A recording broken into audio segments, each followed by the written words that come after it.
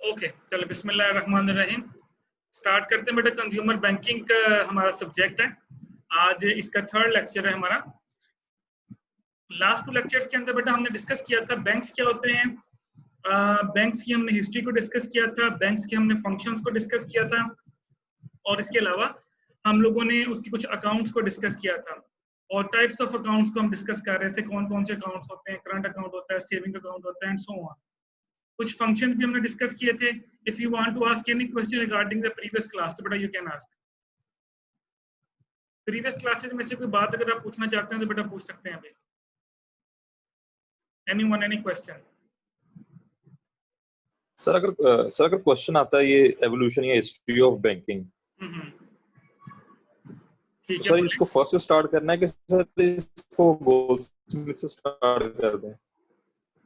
उसमें बस आपने जब एवोल्यूशन की बात आती है, हिस्ट्री की बात आती है, तो वो जो हमने बैंकुआ से पढ़ा था कि पहले ये था, फिर ये गोल्डस्मिथ था, फिर उसके बाद फिर ये बैंक्स को कहना शुरू कर दिया, वहां से स्टार्ट करके आगे फर्दर उसको लिखते हैं आगे। थोड़ी सी उसकी हिस्ट्री बयान करते हैं कब स्टार्ट हुआ था ये बैंकिंग सिस्टम। जिस तरह मैंने आपको बताया था कि बादशाहों के दौर के अंदर वो प्रॉपर एक वहां पे लिखने के लिए पढ़ने के लिए बंदा होता था, वहां रखा होता था उन्होंने। जी ओके, लास्ट टाइम बेटा हम लोग बैंक्स को जब डिस्कस कर रहे थे तो मैंने आपको 1-2 टास्क दिए थे। एक मैंने आपको टास्क ये दिया था कि आप लोगों ने ये चेक करना है कि बेसल 1, बेसल 2 और बेसल 3 क्या होता है, और मैंने कहा था कि आप लोगों ने पढ़ के आना है इन तीनों में डिफरेंस क्या होते हैं। फिर मैंने डिस्कस किया था हम लोगों ने कि आप लोगों ने मुझे ये बताना है कि जो फाइनेंशियल डेवलपमेंट है वो इकोनॉमिक डेवलपमेंट पर डिपेंड करती है, इकोनॉमिक डेवलपमेंट जो है वो फाइनेंशियल डेवलपमेंट पर डिपेंड करती है। जी अमन बेटा, आपसे स्टार्ट करते हैं। जी सर।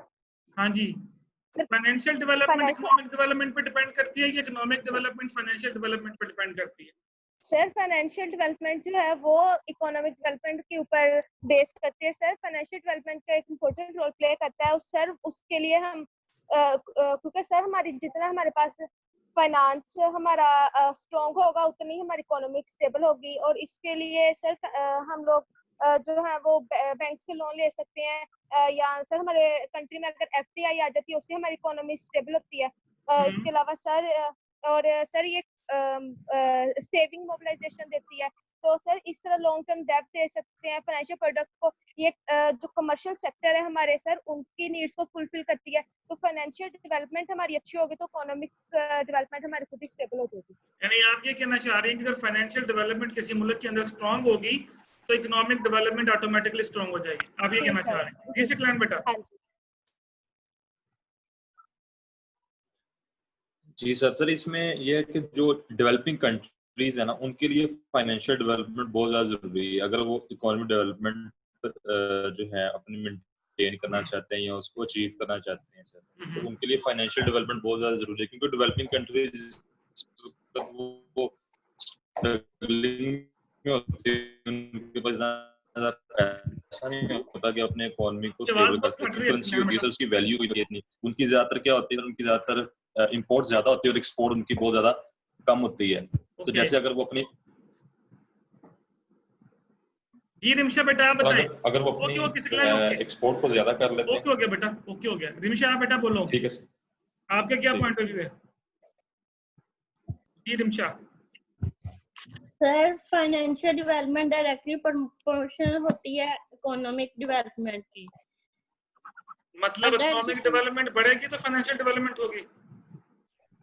हाँ जी जैसे कि सर जैसे कि FDI अगर हम अपने कंट्री में लाएं तो लोग आएंगे, बिजनेस करेंगे, पैसा आएगा, फिर हमारी इकोनॉमिक स्टेबल हो जाएगी। जी फरहान आप बोलो बेटा।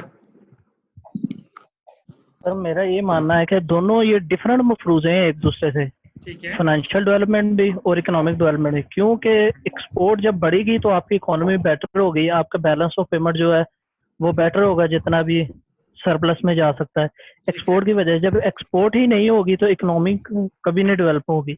सही है जी। इसके अलावा कोई पॉइंट? जी अब्दुल कयूम हमजा, हमजा आप बोलो बेटा कोई पॉइंट।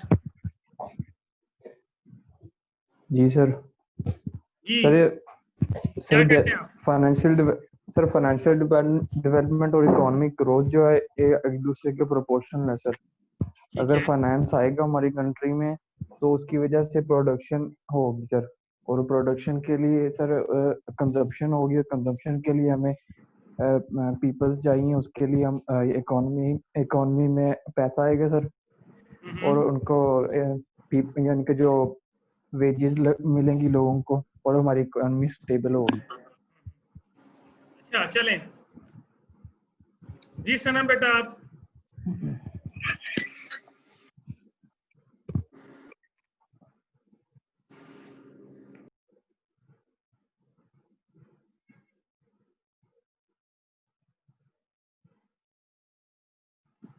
अच्छा चलिए अब आप लोगों ने एक काम और करना है, आप लोगों ने मुझे जो ये जो पॉइंट ऑफ व्यू दिया इट्स ओके, मैं इसके ऊपर थोड़ी सी हम डिस्कशन भी करते हैं कि ये क्या होता है, ये मैं भी एक्सप्लेन करता हूँ अभी आप लोगों को। आप लोगों ने बेटा एक काम ये करना है कि जो हमारी ये क्लास हुआ करेगी कंज्यूमर बैंकिंग की नेक्स्ट वीक से, अभी तो आज तो मैं क्लासेस लूंगा, हमारी 2 क्लासेस होती हैं आपको पता है। पहली क्लास बेटा मैं पढ़ाया करूंगा, सेकंड क्लास में आप लोगों की प्रेजेंटेशन हुआ करेगी। प्रेजेंटेशन कैसी हुआ करेगी कि आप लोगों ने स्लाइड्स बना लेनी है, जिस तरह मैं आप लोगों के सामने ये ओपन किया हुआ स्लाइड्स, तो आप लोगों ने अपनी वीडियो भी ऑन करनी है और आपने अपनी स्लाइड्स ऑन करनी है या फ्रंट के ऊपर, और आप लोग मुझे उन टॉपिक से रिलेटेड अपनी स्लाइड्स को एक्सप्लेन करेंगे कि ये क्या चीज होती है। अच्छा अब टॉपिक्स आपने क्या लेने हैं सुन लें, पहले मैं थोड़ा सा एक्सप्लेन कर देता हूँ, उसके बाद फिर मैं आपको बताता हूँ कि इसमें करना क्या है। टॉपिक्स आप बैंक से रिलेटेड ले सकते हैं, बैंक्स क्या थे, हिस्ट्री ऑफ बैंक्स ले लें, बैंकिंग सिस्टम ले लें, जिस तरह मैंने अभी आजकल आपको टॉपिक्स बोले हैं, बेजल 1, बेजल 2, बेजल 3 बोला था, आप ये टॉपिक्स भी ले सकते हैं। आप फाइनेंशियलाइजेशन ले सकते हैं, फाइनेंशियल इकोनॉमिक डेवलपमेंट ले सकते हैं, इकोनॉमिक डेवलपमेंट ले सकते हैं, बैंकों का क्या रोल है इकोनॉमिक डेवलपमेंट के अंदर वो ले सकते हैं, यानी hundreds of topics are there.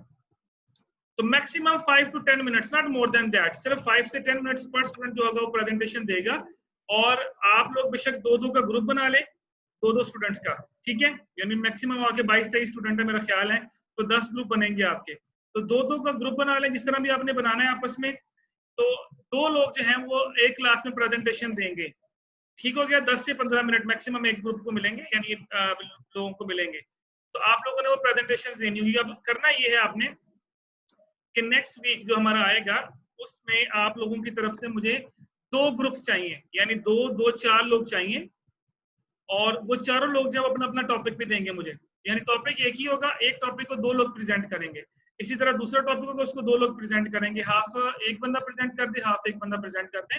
आपको आइडिया, हमने पहले भी प्रेजेंटेशन आप लोगों ने दी हुई है, पहले तो हम 3-3, 4-4 के ग्रुप बनाते थे, लेकिन अब सिर्फ 2-2 का ग्रुप बनाना है आप लोगों ने, ठीक हो गया। उसमें आप स्लाइड्स बनाएंगे, स्लाइड्स आप यहाँ पे इस तरह शेयर करेंगे सबके साथ, और आप अपनी यहाँ पे बैठ के मुझे प्रेजेंटेशन देंगे, जिस तरह मैं आप लोगों को अभी लेक्चर दे रहा हूँ, तो मैं आप लोगों को सुनूंगा और उसमें से हम क्वेश्चनिंग करेंगे, और जितनी प्रेजेंटेशन के टॉपिक हम पढ़ेंगे वो सारे के सारे आपके कोर्स आउटलाइन का हिस्सा होंगे। उन प्रेजेंटेशन में से कोई ना कोई क्वेश्चन आपके पेपर में भी आएगा, इसलिए हर एक की प्रेजेंटेशन आपस में शेयर करनी है आप लोगों ने स्लाइड्स को, और यहाँ पे जो चीज आपको नहीं समझ आएगी वो मैं एक्सप्लेन करूंगा। तो पहले बेटा पूछे प्रेजेंटेशन से रिलेटेड कोई प्रॉब्लम, तो फिर मैं स्टार्ट करता हूँ लेक्चर। जब अभी मैंने आपको टास्क दिया उससे रिलेटेड कोई बात पूछने तो पहले पूछें। सर टॉपिक बैंकिंग के सेक्टर से या हमने चूज कर लें? जहां से मर्जी ले लें, बैंक का हो, फाइनेंस का हो, क्योंकि हमारा कंज्यूमर बैंकिंग है तो कोशिश करें कि बैंक से रिलेटेड ही हो, मतलब दैट, जिस तरह मैं अभी बोलता हूँ role of banks in financial economic development, role of bank in economic development, role of bank in stock market, role of bank in economy of a country, इस तरह की चीजें ले लें जिसमें बैंक्स थोड़े से इन्वॉल्व हो। बेजल 1, बेजल 2, बेजल 3 ले लें, उनके रूल्स एंड रेगुलेशंस ले लें, बैंकिंग की प्रोसीजर्स ले लें, क्या फंक्शन परफॉर्म करते हैं वो ले लें, पॉजिटिव रोल्स, नेगेटिव रोल्स, जो भी आपको मिलता है। और सर अगर सेम हो गए तो? सेम नहीं ना होना बेटा, वही तो बता रहा हूँ कि आप लोगों ने करना ये है, अभी हमारी सेकंड क्लास होनी है, तो मुझे 2 ग्रुप्स जो हम अपना नाम देंगे सेकंड क्लास तक, सोच ले, मैं क्लास लेक्चर दूंगा, इसके बाद जब दोबारा ज्वाइन करेंगे तो मुझे 2 ग्रुप्स के नेम चाहिए जो फर्स्ट टाइम प्रेजेंटेशन देंगे, और वो दोनों टॉपिक्स मुझे मेरे साथ शेयर कर देंगे।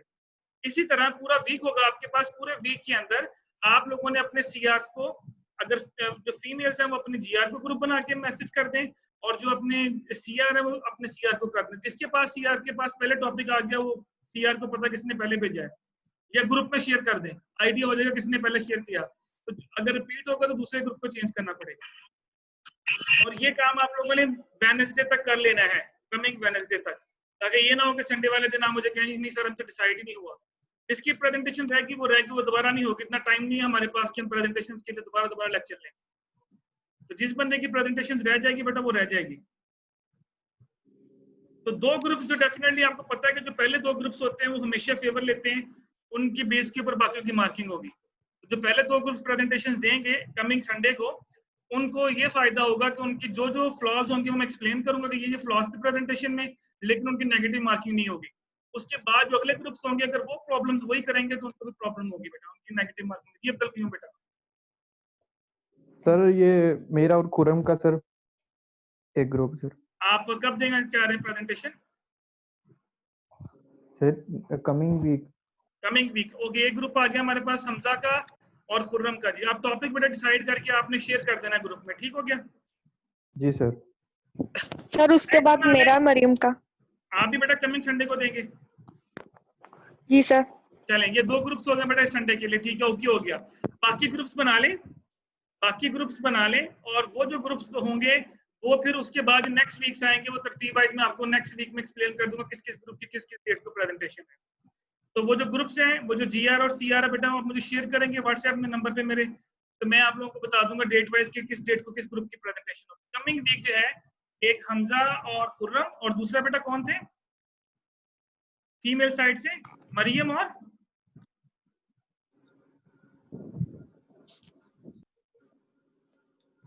फीमेल साइड से बेटा सेकंड ग्रुप रिदा और मरियम साहब मेरा। ओके, रिदा और मरियम। चलें बेटा, अब आप लोगों ने भी हमजा आप लोगों का ग्रुप और रिदा बेटा आप लोगों का जो ग्रुप है, आप लोगों ने मुझे जो है, चलें मैं आपको कल तक का टाइम दे देता हूँ, बेशक आप मुझे कल तक मैसेज कर दें। अगर आप अभी इसी क्लास में नहीं करना चाह रहे, अगर आपको लगता है कि हमने सोचना सोच लें, कल तक आप मुझे मैसेज कर दें। लेकिन कमिंग वीक संडे बेटा नो एक्सक्यूज, अगर नहीं ले सकते जी सर ठीक है। ठीक है, एक्सक्यूज कोई नहीं चाहिए मुझे, मैं आपको पहले बता रहा हूँ। जी सर ठीक है। हाँ, लेकिन ये होगा जरूर कि आप लोगों की नेगेटिव मार्किंग नहीं होगी, कंफर्म बात है कि आप लोगों को जिस तरह की प्रेजेंटेशन होगी वो एक्सेप्टेबल होगी, और जो प्रॉब्लम्स आपकी प्रेजेंटेशन में होंगे वो फिर नेक्स्ट ग्रुप जो है वो प्रॉब्लम्स वो उनके ग्रुप उनकी प्रेजेंटेशन में नहीं होनी चाहिए। जी सर। जी, एनी क्वेश्चन एनी क्यूरी बेटा? ये तो हो गया हमारा टास्क कंज्यूमर बैंकिंग का। तो पहली क्लास में पढ़ाया करूंगा, सेकंड क्लास जो होगी वो हमारी इसमें प्रेजेंटेशन हुआ करेगी। Okay sir. रिस्क मैनेजमेंट की मैं अभी स्टार्ट नहीं कर रहा प्रेजेंटेशन, पहले मैं थोड़ा सा पढ़ा लूँ आपको ज्यादा, क्योंकि उसमें थोड़ा सा टेक्निकलिटीज हैं, इसमें थोड़े से न्यूमेरिकल पोर्शन है। इसमें कंज्यूमर बैंकिंग में न्यूमेरिकल नहीं है, इसलिए इसमें हमारे पास टाइम है काफी, बट उसमें मुझे जरा टाइम ज्यादा चाहिए होता है, तो उसकी प्रेजेंटेशन देख लूंगा। अगर ना टाइम मिल सका तो कोई पता नहीं कि मैं इसी प्रेजेंटेशन को बेटा उनके लिए भी काउंट कर दूं, यानी इसी के नंबर में वहां भी काउंट कर दूं आपके प्रेजेंटेशन। ये सब्जेक्ट दोनों मैं ही पढ़ा रहा हूँ, ठीक हो गया? इसलिए आप समझ लें कि ये दो सब्जेक्ट्स आप लोग ने प्रेजेंटेशन के तौर पर मुझे यहाँ पे देने हैं फिलहाल। ओके, चलें स्टार्ट करते हैं बेटा। कोई क्वेश्चन पे क्वेरी होगी तो आप मुझसे पूछ सकते हैं, ग्रुप में डिस्कस कर लें, यहाँ पे डिस्कस करना तो यहाँ पे डिस्कस कर लें। जी रिमशा बेटा कुछ पूछना है आपने? No sir. ओके, फिर अपना माइक म्यूट करें बेटा। ओके जी, लास्ट टाइम बेटा हमने स्टार्ट किया था, जो हम यहाँ पे हमने वाइंड अप किया था, सॉरी वो यहाँ पे वाइंड अप किया था टाइप्स ऑफ बैंक अकाउंट। हम डिस्कस कर रहे थे करंट अकाउंट होते हैं वो अकाउंट जो आप डेली बेसिस के ऊपर यूज कर रहे होते हैं, इसके ऊपर आपको प्रॉफिट एंड लॉस नहीं मिलता, ये डे टू डे ट्रांजेक्शंस के लिए यूज किए जाते हैं, मोस्टली जो बैंक्स है ये आपके यूज करते हैं, इसके ऊपर आपको किसी किस्म का प्रॉफिट नहीं मिलता।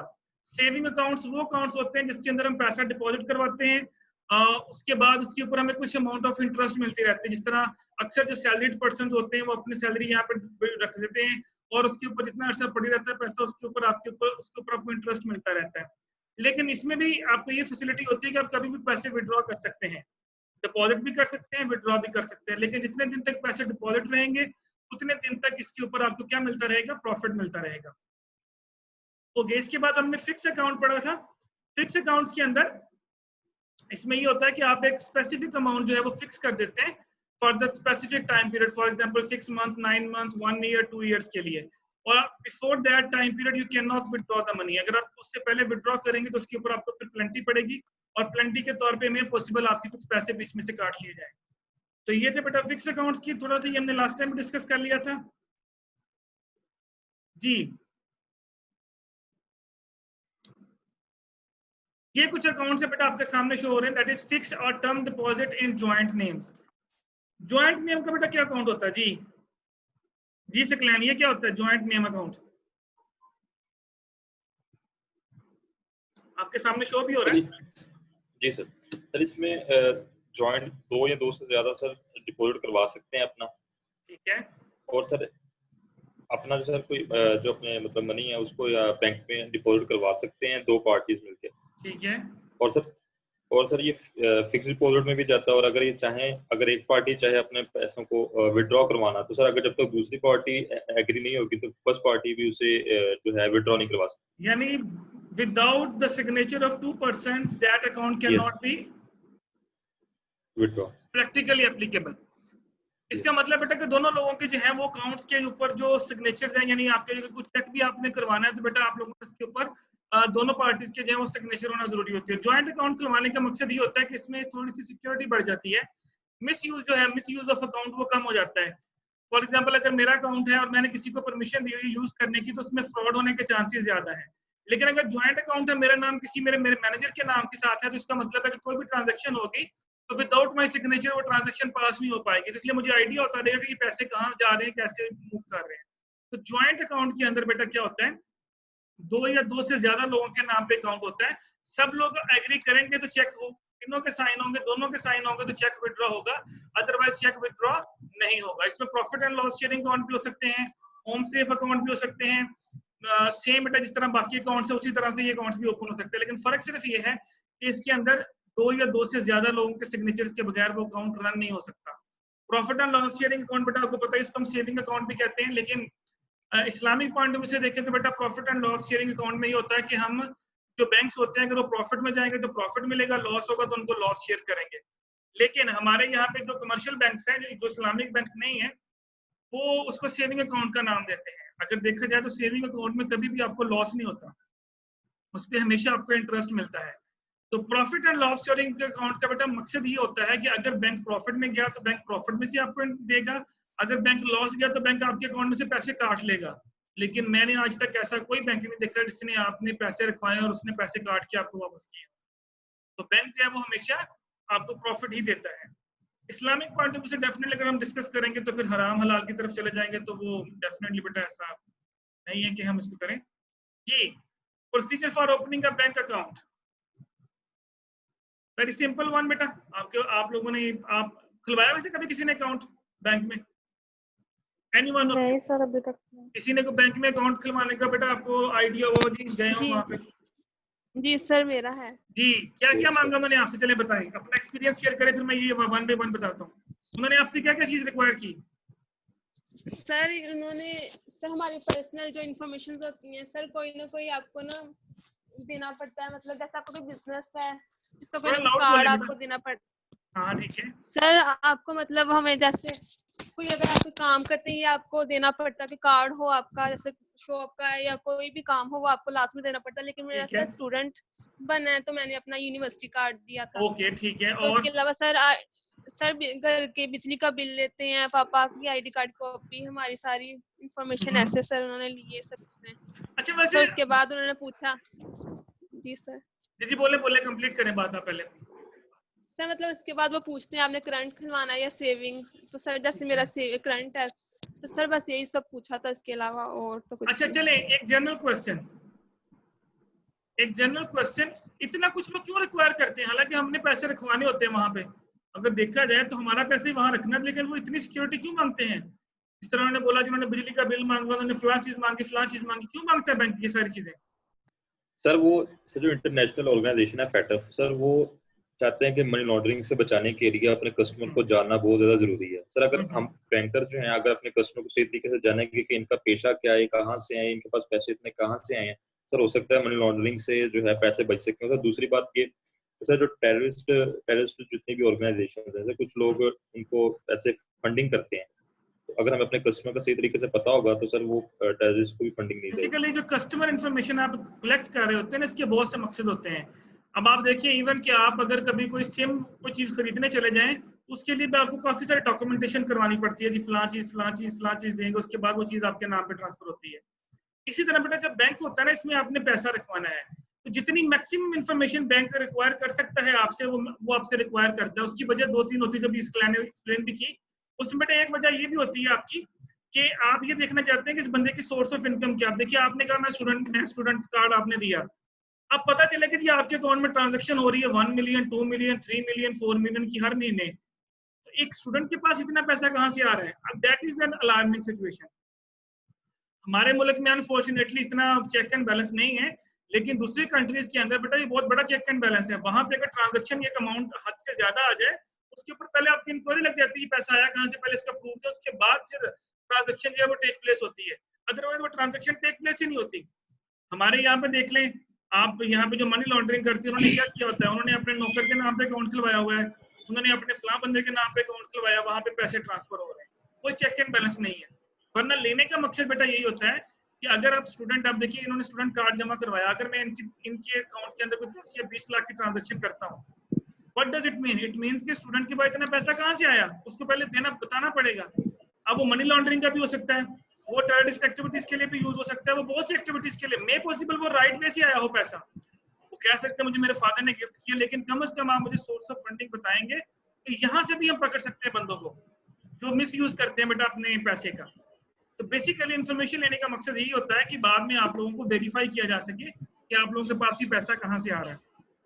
ओके, सबसे पहला स्टेप बेटा, जब आपने बैंक अकाउंट ओपन करना है तो सबसे पहला आपने ये देखना है कि what type of account you want to operate. आप कौन सा जो है वो अकाउंट ऑपरेट करना चाह रहे हैं, आपने सेविंग अकाउंट खुलवाना है, आपने करंट अकाउंट खुलवाना है, सबसे पहले आपने वो काम करना है, जिस तरह selection of type of account है। ओके, सेकंड बेटा आपने ये देखना है कि मैंने किस ब्रांच में ओपन करवाना है। होता ये है कि मोस्टली हम उस ब्रांच में ओपन करवाते हैं जो हमारे करीब तरीन होती है। उसकी वजह ये होती है कि चलें यार आने जाने में आसानी होगी, वहां पे कभी कोई काम पड़ जाए। लेकिन आजकल जिस तरह का सिस्टम होता जा रहा है, आजकल तो बेटा ब्रांच से जो है वो बैंकिंग होती जा रही है। जहां मर्जी आप ब्रांच में अकाउंट ओपन करवा लें और किसी भी जगह से बैठ के आप मोबाइल के ऊपर या नेट के ऊपर उसको एक्सेस कर सकते हैं। But you have to take care about selection of bank branch. तो हमारी कोशिश होती है कि जो हमारे नियर अबाउट ब्रांच हो हम उसी में अकाउंट ओपन करवाएं। उसका फायदा ये होता है कि कोई मसला हो तो हम डायरेक्ट जाके ब्रांच में जा सकते हैं। अगर कोई दूर होगी तो फिर डेफिनेटली बेटा आपको इतनी ज्यादा प्रॉब्लम फेस करने पड़ेंगे। नंबर 3, आपको एक अकाउंट ओपनिंग फॉर्म दिया जाता है जी। कभी फिल किया अकाउंट ओपनिंग फॉर्म जी? किंजा बेटा आपने ओपन करवाया था, आपने अकाउंट फॉर्म फिल किया था या उन्होंने खुद ही फिल किया था? जी सर मैंने किया था सर, मैंने इंटर्नशिप भी की थी तो वहाँ यही सब किया था बस, अकाउंट ओपनिंग। और मेरा ख्याल है कि 5-6 पेजेस का ये फॉर्म होता है, उसमें इतनी इन्फॉर्मेशन होती है कि हमारी सोच होती है। और मोस्टली तो खैर हम लोग तो फिल ही नहीं करते, वो बैंक वाले खुद ही फिल करते हैं। इस तरह ये बता रहे कि मैंने इंटर्नशिप की तो मुझे वहां पे फॉर्म फिल करना पड़ता था। इट्स मतलब उसके अंदर बहुत इन्फॉर्मेशन आपकी होती है बेटा। इसीलिए बेटा यहाँ से आपकी इन्फॉर्मेशन लीक भी हो सकती है। अगर आपकी वो इन्फॉर्मेशन लीक होती है तो bank is responsible for that. हमारे मुल्क में तो रूल्स एंड रेगुलेशंस नहीं है, लॉ नहीं है, वरना अगर कोई आपकी इन्फॉर्मेशन को लीक करता है तो आप उस बैंक के खिलाफ सू कर सकते हैं। तो ये देखिए मेरी पर्सनल इन्फॉर्मेशन जो है इसने लीक आउट की है। लास्ट टाइम भी मैंने आप लोगों को बताया। सर जैसे सर एटीएम से किसी की शॉपिंग हो जाए और उसका सर मैसेज आए और उसका मतलब पैसे निकल रहे हैं उसको पता भी ना हो, तो ये बैंक वाले की वजह से होता है सर ऐसा? नहीं, ये बैंक वाले की वजह से नहीं होता, हो सकता है बैंक वाले की वजह से भी हो, लेकिन बेटा मोस्टली ये होता है कि आपका जो अकाउंट है वो हैक हो जाता है। अब हैक कैसे हो जाता है कि जो एटीएम कार्ड का नंबर होता है ना, जो पिन नंबर होता है, वो हैकर जो है वो हैक कर लेते हैं। उसकी वजह से फिर वो आपकी ट्रांजेक्शन आपके अकाउंट से होती रहती है। उसमें बैंक का फॉल्ट ज्यादा नहीं होता। हाँ, हम ये जरूर कह सकते हैं कि बैंक की सिक्योरिटी क्यों इतनी स्ट्रांग नहीं थी, उसमें हैकर को पहचाना नहीं। अगर बैंक की सिक्योरिटी, लेकिन बेटा अगर ये प्रूफ हो जाए कि वाकई की रॉन्ग ट्रांजैक्शन हुई है तो बैंक उसको पे करता है। ऐसी बात नहीं है कि बैंक रिस्पॉन्सिबिलिटी नहीं लेता, लेकिन उसमें आपको पता पाकिस्तान में बड़ी खुआरी है, यहाँ पे बंदा वैसे ही भूल जाता है, बहुत कुछ होता है। अभी आप कुछ अर्सा पहले देखिए स्कैंडल चल रहे थे, वो बार बार कह रहे थे कि आपको बैंक की तरफ से कॉल है तो अपना पिन नंबर मत दें, अपनी पर्सनल इन्फॉर्मेशन मत दें। जी सर ऐसे ही है, स्कैम बहुत हुए हैं। 2-3 चीजें होती है वेरिफिकेशन के लिए। अगर किसी ने आपको कॉल की बैंकर का नुमाइंदा बनकर आपने उसको वेरीफाई कर दिया तो क्या होगा? डेफिनेटली बेटा आपकी इन्फॉर्मेशन को वो कहीं भी मिसयूज कर सकता है। आप अक्सर वीडियोस पे देखें, आप जब कोई फेसबुक के ऊपर देखें वीडियोस वगैरह दिखाते हैं एटीएम के अंदर, तो वो क्या करते हैं, वो चिप लगा देते हैं जहां पे आपका एटीएम कार्ड जाता है, उसके नीचे छोटी सी चिप लगा देते हैं। वो चिप क्या करती है, वो आपकी इन्फॉर्मेशन रिकॉर्ड करती रहती है। आपने पासवर्ड दिया, एक तो उसने चिप को स्कैन कर लिया, जो आपने अंदर कार्ड डाला उसके ऊपर छोटी सी चिप होती है, उसको उसने स्कैन कर लिया, उसके अंदर सारी आपकी इन्फॉर्मेशन है। दूसरा, जब आप पासवर्ड लगाते हैं तो पासवर्ड ऊपर कैमरा लगा होता है, वो कैमरा पासवर्ड जो है वो कैप्चर कर लेता है। होता क्या है कि जब आप कार्ड निकाल के चले जाते हैं, जो हैकर्स होते हैं वो बाद में आके चिप निकालते हैं, आपका उसी तरह की चिप का एक कार्ड बनाते हैं, एटीएम कार्ड बनाते हैं, पासवर्ड उनको पता चल चुका है, वो जहां मर्जी एटीएम कार्ड डाल के आपके अमाउंट से पैसे निकलवाते रहे। तो इसलिए होना ये चाहिए कि बैंक की सिक्योरिटी इतनी स्ट्रांग हो कि बैंक ये काम ना होने दे। इसलिए जब भी कभी आप एटीएम कार्ड यूज करें तो हमेशा जब भी आप एटीएम कार्ड डालने जाते हैं तो जिस जगह पे आप कार्ड डालते हैं हमेशा पहले उसको खींच के देखें थोड़ा सा, क्योंकि जो हैकर्स होते हैं उन्होंने जो चिप लगाई होती है ना वो निकाल के डब्बा में उसके ऊपर नया बॉक्स रखा होता है।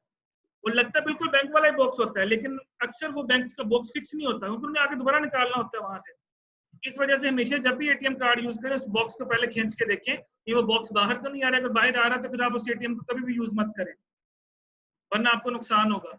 एक दफा बेटा बना लिया कार्ड तो आपके पास भी कार्ड, उस बंदे के पास भी कार्ड, वो जहां मर्जी इस्तेमाल करता रहे, पासवर्ड तो उसको पता है आपका।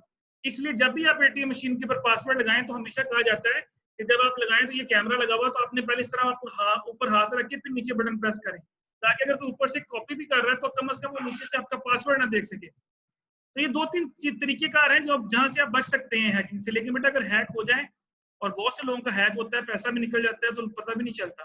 तो बहुत बड़े हिस्ट्री के अंदर बहुत बड़े बैंक फ्रॉड हुए हैं। चलिए मैं आप लोगों को थोड़ा सा टास्क और भी देता हूँ, आप नेट पे सर्च कीजिएगा कि बैंक स्कैंडल्स कौन कौन से हुए थे। आप उन बैंक स्कैंडल्स के ऊपर भी प्रेजेंटेशन दे सकते हैं। आई थिंक पता नहीं यूएसए के अंदर या यूके के अंदर एक बैंक स्कैंडल हुआ था कि आई थिंक यूके में हुआ था, मुझे एग्जैक्ट नहीं पता, आप नेट पे सर्च कीजिएगा। हुआ ये था कि हर जितने भी उनके पास नंबर ऑफ अकाउंट थे ना, मेरे ख्याल हजारों में अकाउंट थे, हर अकाउंट में से एक पाउंड निकल गया। मतलब वहां से अकाउंट में से एक पाउंड डेबिट हो गया। अब 1 पाउंड अगर डेबिट हुआ, 1 रुपया आपके अकाउंट से निकला तो आप बॉदर करेंगे? आप कभी भी बॉदर नहीं करेंगे। 1 रुपया निकल के पता नहीं यार चलो कोई नहीं टैक्स होगा, उसकी मद में कट गया होगा। और जब बेटा यही $1 हजारों लाखों अकाउंटों में से निकला हो तो कितने पैसे बनते हैं?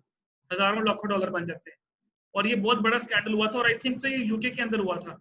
आप ये चेक कीजिएगा, आपको नेट से मिल जाएगा। बेशक कोई पर्सन अगर इसकी प्रेजेंटेशन देना चाहे दे सकता है, ये टॉपिक भी प्रेजेंटेशन के तौर पे ले सकते हैं। कोई सी 1-2 केस स्टडीज पकड़ ली जो पहले हिस्ट्री में हुई हैं, उनकी बेशक नेट से सर्च करके उसके ऊपर आप दे सकते हैं प्रेजेंटेशन। बनी बनाई स्लाइड भी मिल जाएंगी आप, ये भी मैं आपको बता देता हूँ, वो भी कर लीजिएगा। अच्छा चलें, अब इसके बाद फिर हम डिस्कस करते हैं। मैंने लास्ट टाइम शायद क्लास के अंदर भी डिस्कस किया था कार्ड्स के ऊपर, डेबिट कार्ड्स, क्रेडिट कार्ड्स के ऊपर, वो भी थोड़ा सा हम डिस्कस करेंगे क्योंकि वो भी इसी का हिस्सा है आपके बैंकिंग कोर्स का। अच्छा नीचे लिखा ऑब्टेनिंग अ रेफरेंस, ये क्या होता है? रेफरेंस क्यों मांगते हैं जी? किंतु बेटा आपने इंटर्नशिप की हुई है, by bank ask reference, what is the reason behind that? Sir मतलब इसलिए लेते हैं ताकि अगर आप कभी अवेल ना हो, मतलब हम ना मिले, तो ताकि वो पीछे जाके पता कर सके कि वाकई में उनका हमारे साथ कोई रिलेशन था, कोई फ्रॉड हो जाए सर। ताकि आपका कोई नेबर हो, जैसे सर थर्ड पार्टी का नेम मांग लेते हैं, या आपके नेबर हो या आपकी फैमिली मेंबर में से किसी का नाम लाजमी वहाँ लेते हैं, ताकि अगर आप हमें नहीं मिल रहे तो हम उनसे जाके कॉन्टेक्ट कर सके। सही, बेसिकली लेने का पर्पस यही होता है बैंक का कि अगर कभी आप कांटेक्ट में नहीं होते या खुदा ना खासा कोई मसला हो जाता है, इवन के बाद दफा जो बैंक्स होते हैं ना, वो जो आपने रेफरेंस दिया होता है वहां से वेरिफिकेशन भी करते हैं कि ये वाकई इस बंदे का आपके साथ ताल्लुक है या नहीं है। फोन करके पूछते हैं कि जी फलां बंदा है।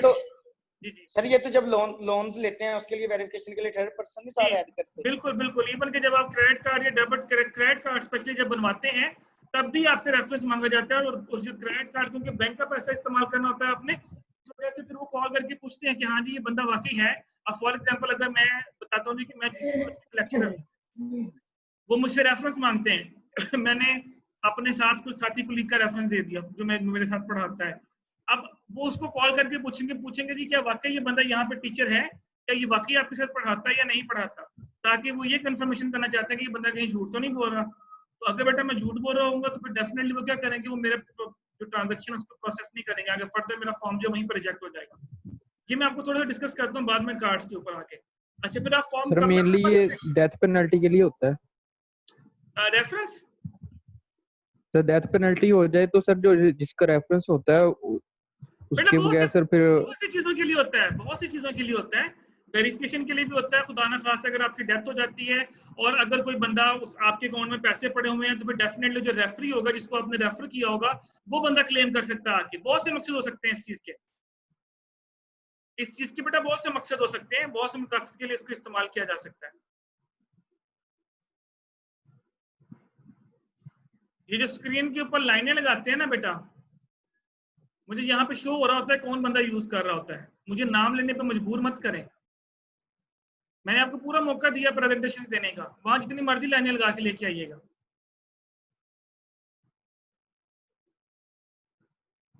ओके इसके बाद बेटा स्पेसिमन सिग्नेचर देते हैं, आपने जो साइन यूज करने हैं डेफिनेटली, और जो साइन आपने इस्तेमाल करने हैं वही साइन आपके चेकबुक के ऊपर यूज होंगे, और आप उस चेक के ऊपर आपका वो साइन होगा तो आपका चेक कैश होगा, अदरवाइज वो कैश नहीं होगा।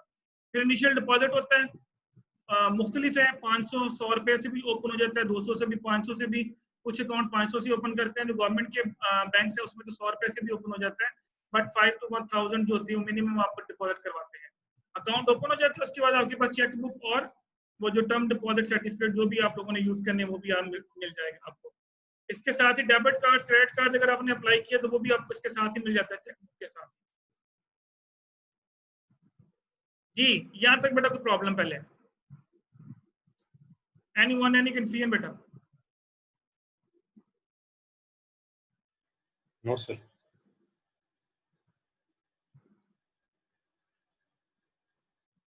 अभी हमारी ये खत्म होने लगी है बेटा वो क्लास।